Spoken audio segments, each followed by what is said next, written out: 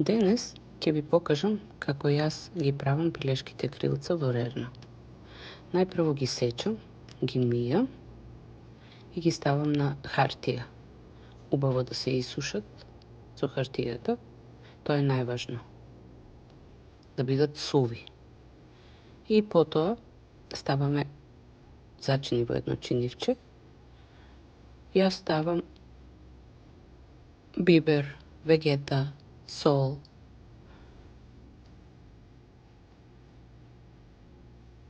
црвена пиперка, лук во прав.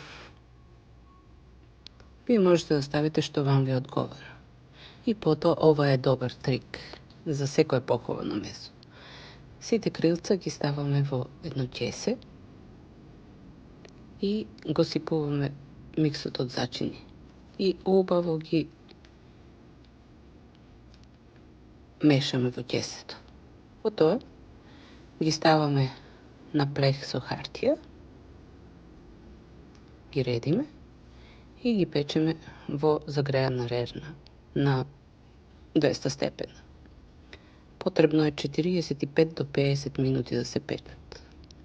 На половина од печењето ги вадиме, ги обрќаме и ги враќаме повторно уште 20 до 25 минути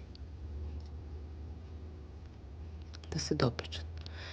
Со крилцата јас многу сакам овој сос, honey mustard. Се прави од 2-3 лажици мајонез, едно лажиче мед, малку сенф и кетчап или јас ставав еден лут сос. Сето тоа се меша и е готово.